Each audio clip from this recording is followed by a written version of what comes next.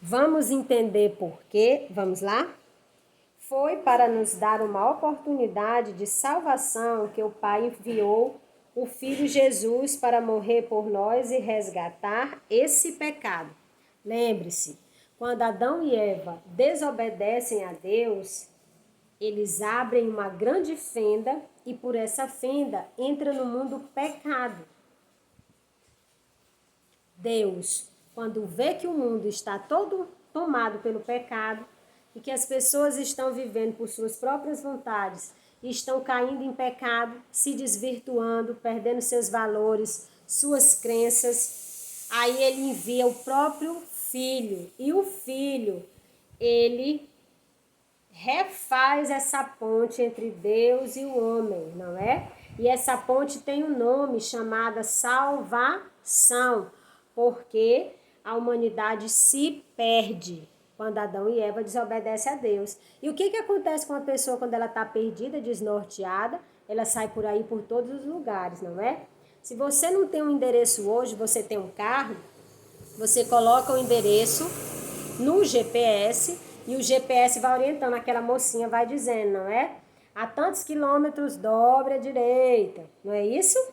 Porque aquele GPS, ele está orientando você para que você não se perca ao tentar chegar ao local onde você quer chegar.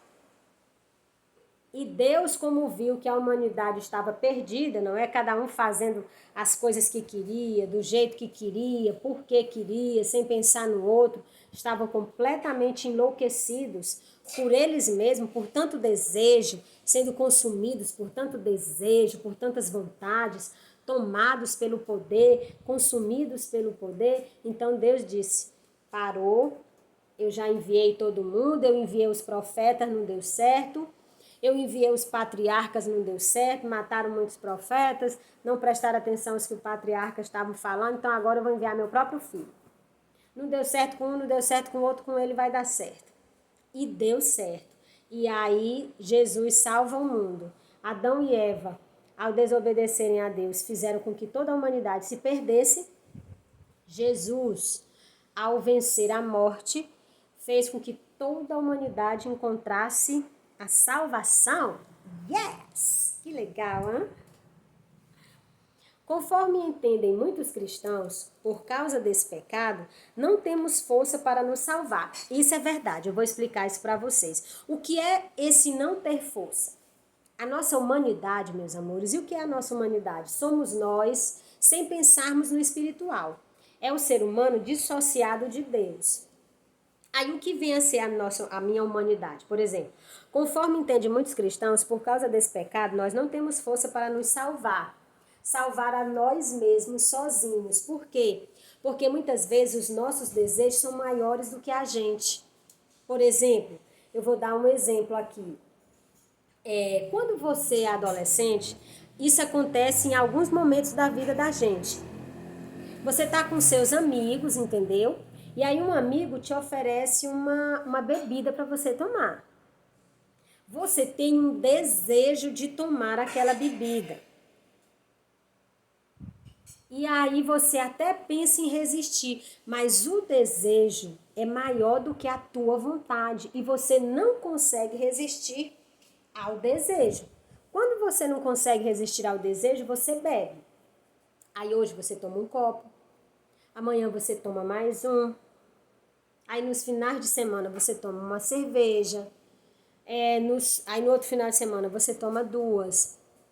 E você até sabe, você tem a consciência de que se você continuar a beber desregradamente, você não vai mais conseguir parar quando você quiser parar. Mas você não consegue parar.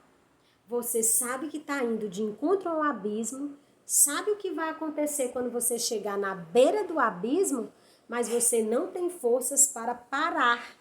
Não tem forças para não continuar essa caminhada que vai te levar à beira do abismo. Você continua aquela caminhada porque você não tem forças para dizer não. Entendeu? Você entende o que vai acontecer, você entende que você está indo caminhando para algo que vai destruir a tua vida, mas mesmo assim você vai, porque você não tem força suficiente para salvar você daquela realidade. Conforme entendem muitos cristãos, por causa desse pecado, não temos força para nos salvar. Precisamos de uma ajuda especial. Então o Pai nos mandou o Filho, Jesus, a segunda pessoa da Trindade. A primeira é Deus, a segunda pessoa é Jesus e a terceira é o Espírito Santo. Nós vamos chegar lá. É que, de acordo com o dogma é um ponto fundamental e indiscutível de determinada doutrina religiosa. De acordo com o dogma cristão, Deus é um, mas em 3 pessoas: o Pai, o Filho e o Espírito Santo. É a chamada Santíssima Trindade, como diz o catolicismo, o catecismo católico. Vamos ler aí o que diz esse trecho do catecismo católico? Vamos lá, meus amores. Crer no Espírito é, portanto, professar que o Espírito Santo é uma das pessoas da Santíssima Trindade. Consubstancial, que vem a ser consubstancial, é algo que faz parte de uma mesma substância. É parte daquela substância, por isso que é consubstancial, parte de uma determinada substância. No caso da substância divina, então o Espírito Santo de Deus, o Cristo Jesus, são consubstâncias do próprio Deus. Crer no Espírito é, portanto, professar que o Espírito Santo é uma das pessoas da Santíssima Trindade, consubstancial ao Pai e ao Filho, adorado e glorificado com o Pai e o Filho. E eu trouxe uma informação a mais para que nós possamos entender o que realmente vem a ser a Trindade Santa. Mas eu abro aqui mais uma vez um parênteses. Não se atenham a tentar compreender, porque a nossa sabedoria não consegue abarcar a sabedoria de Deus, o entendimento do que vem a ser a Deus. Então, o convite é: experimenta a Santíssima Trindade. Experimentando, você irá entendê-la. Aí, olha só o que eu trouxe para nós aqui. A Santíssima Trindade é uma relação de amor. E eu trouxe porque ela é bem bacana, bem simples, bem didática para explicar. A Trindade não é uma composição de 3 indivíduos. A Trindade Santa não são 3 indivíduos distantes, mas ela é a composição de 3 pessoas. De 3 pessoas. E pessoas se dá na relação. Ou seja, o Pai é pai, porque tem filho. O filho é filho, porque tem pai.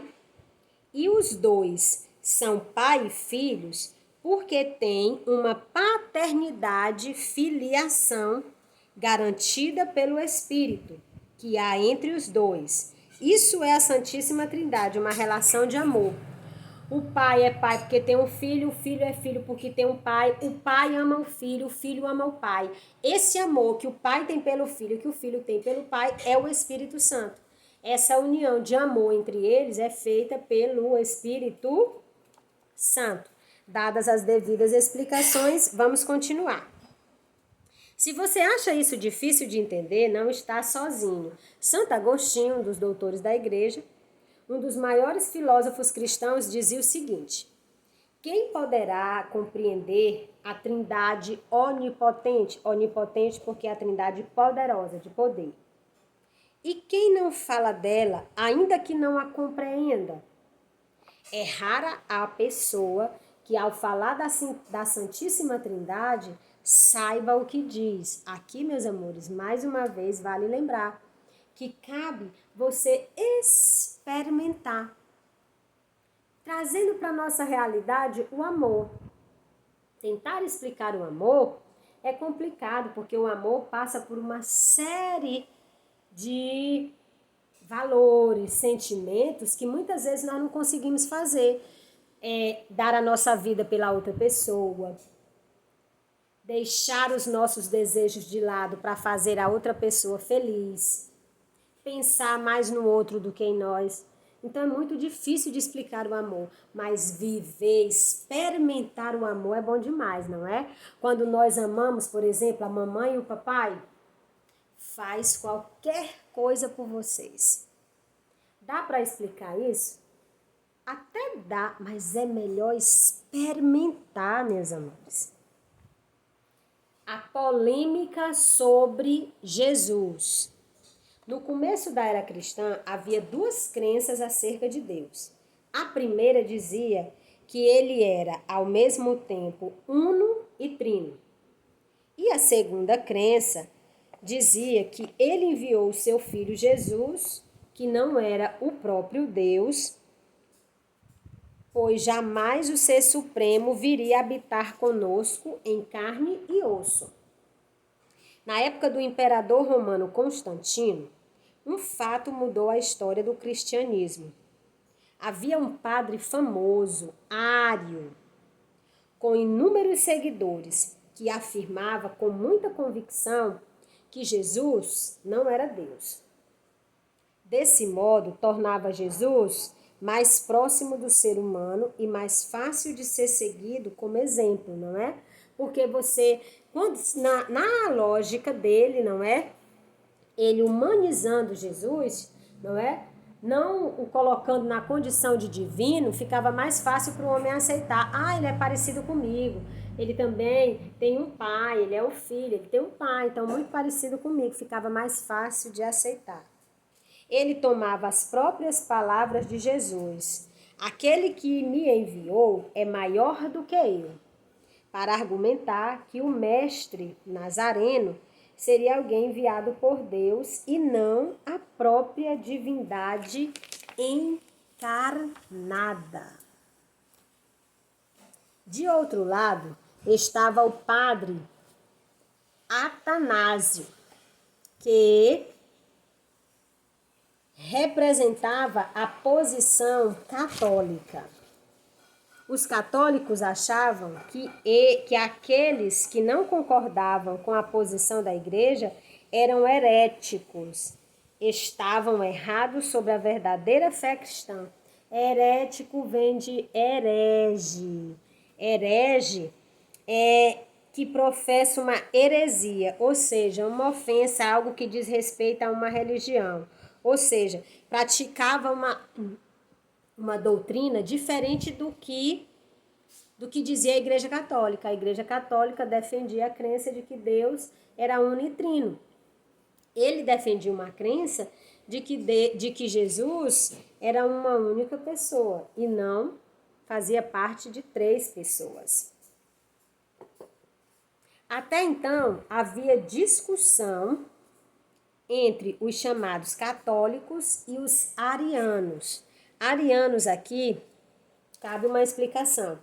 Era originalmente um pensamento filosófico que não considerava que Jesus Cristo e Deus eram uma única pessoa. Então, os arianos, eles defendiam essa posição, esse pensamento filosófico, que Jesus era uma pessoa e que Deus era outra, e que eles não eram uma única pessoa. Até então havia discussões entre os chamados católicos e os arianos, além de outras correntes cristãs, mas todos podiam manifestar sua opinião. O poderoso imperador Constantino, porém, converteu-se ao cristianismo e interferiu nas disputas entre Ário e Atanásio. Em 325 d.C., com o concílio de Nicéia, o que vem a ser um concílio. O primeiro concílio de Nicéia ocorreu no período de 20 de maio a 25 de julho, no ano de 325, presidido pelo imperador Constantino e com a participação de 250 bispos. Na ocasião, foram excluídas todas as correntes cristãs que não encaravam Cristo como a encarnação de Deus, ou seja, o concílio era fazer com que algo, houvesse um acordo. E naquele momento, o acordo era exatamente, meus amores, para manter a fé cristã, porque a fé cristã católica ela estava correndo um risco de se fragmentar, exatamente por essas duas correntes, por essas duas linhas de pensamento.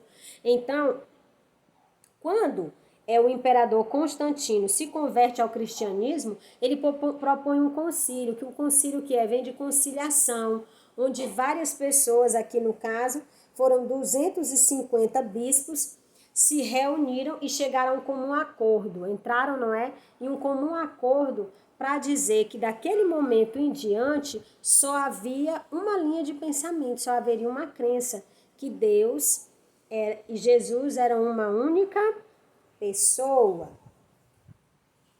Então, em 325 d.C., o Concílio de Nicéia estabeleceu que o cristianismo, em sua expressão católica, passaria a ser a religião oficial de Roma, que se adotaria a visão de que Jesus era Deus.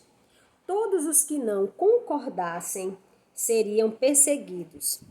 Ário foi exilado e suas obras queimadas, com certa tradição islâmica que conta certa tradição islâmica que 3 séculos depois o profeta Maomé teve contato com um padre cristão que ainda seguia o arianismo e foi influenciado por ele. Assim, para os muçulmanos, Jesus foi enviado por Deus, bem como outros profetas, mas jamais Deus se encarnou no mundo.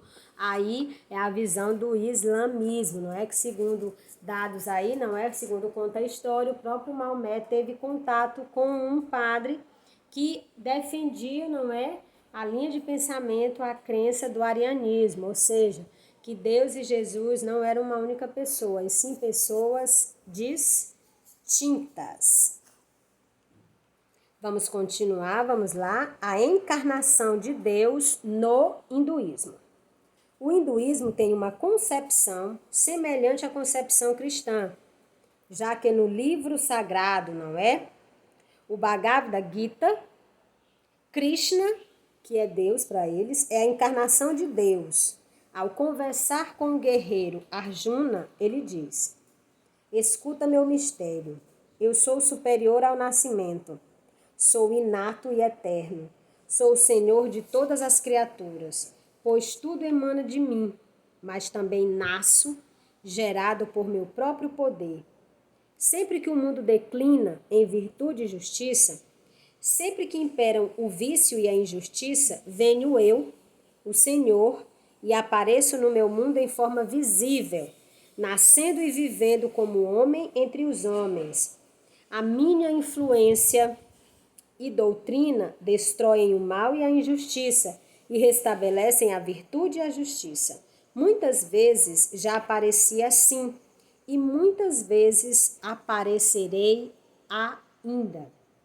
Meus amores, percebam que aqui o trecho do texto, não é, do Bhagavad Gita, o texto do Gita, ele realmente, essa linha de pensamento dele se aproxima muito da linha de pensamento católica, que Deus não é uma única pessoa, segundo a visão deles. Aqui na visão deles, Deus encarna, não é? Eles já acreditam naquela ideia da reencarnação, não é isso? Amores, aqui eu encerro a nossa aula e vou deixar como atividade as questões da página 50, que tem 3 questões, não é? A última é maravilhosa, você vai tentar algo que eu vou lhe dizer que é uma coisa mesmo extraordinária. Você vai definir Deus. E aí você usa todas as leituras que você fez, pesquisa sempre mais, sempre as argumentações aqui da professora, e chegue a uma conclusão. Tudo isso, a leitura do livro, a pesquisa na internet, as minhas falas aqui, é para você poder formar a sua própria opinião, tá bom? E não se apropriar de outras opiniões, mas formar a sua opinião. Então, as atividades estão na página 50 e na página 52. Meus amores, guerreiros, Amados do meu coração, tenham uma ótima semana e que Deus nos conceda a graça de nos encontrarmos na nossa próxima aula, tá bom, meus amores? Fiquem com Deus, fiquem em paz e guardem a Santíssima Trindade no coração de vocês, tá bom? Um beijo, até a próxima semana.